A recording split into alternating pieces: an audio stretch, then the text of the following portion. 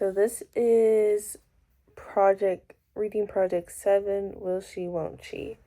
So the first thing is to find a piece of text where it most leads you to believe the narrator might be transformed.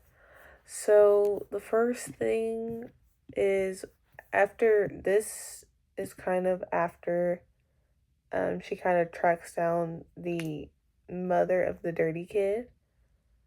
Um to ask her about her child and where he was. So after she had shouted, "I don't have any children," the mother, the narrator goes, "What was I doing? Strangling a dying teenager in front of my house? Maybe my mother was right. Maybe I had to move. Maybe, as she told me, I had a fixation with the house because it let me live in isolation, because no one visited me here, because I was depressed and made up romantic stories about a neighborhood that in truth was a piece of poop." That's what my mother had shouted, and I'd sworn I'd never talk to her again, but now, with the neck of the young addict in my hands, I thought that she might have a point. And then after, next line is, "I wasn't the princess in the castle, but rather a crazy woman locked in the tower." I feel like that right there, for sure kind of emphasizes like a transformation, kind of how she changed.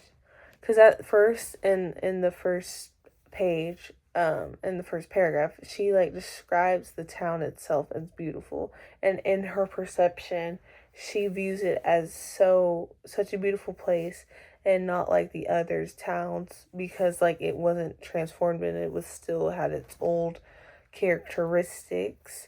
And she does kind of say, yes, it has a few flaws, but she still views it as beautiful. And that's kind of her princess in the tower moment. She thinks it's comfortable and nice, and the neighborhood is not that bad.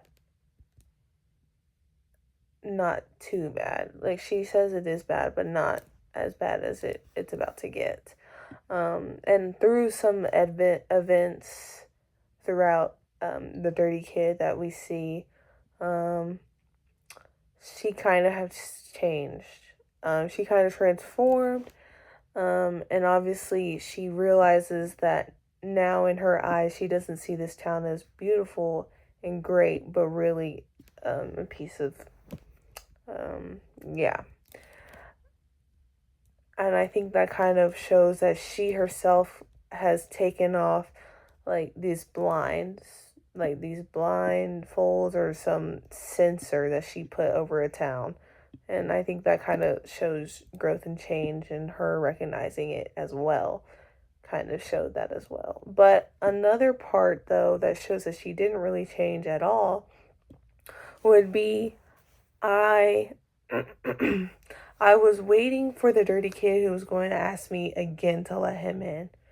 Kind of like she gets back to her house after all that, and all the ordeal with the addicted young teenager, and she gets back to her house and just sits on the back to the door, and she's just it kind of symbolizes like her waiting for the dirty kid. I think she knows that he isn't going to come back, yet she's still going to wait for him over and over again, which kind of shows that she really didn't transform at all, nor did she recognize, like, yes, she recognizes that the town itself isn't as good as it seemed in her eyes, but she's still going to go back to her old self and put a make-believe facade up and think that censor and actually believe that the dirty kid is going to come back. I think that kind of showed in itself that she didn't change. Overall, I think she somewhat kind of underwent a transformation, but not fully.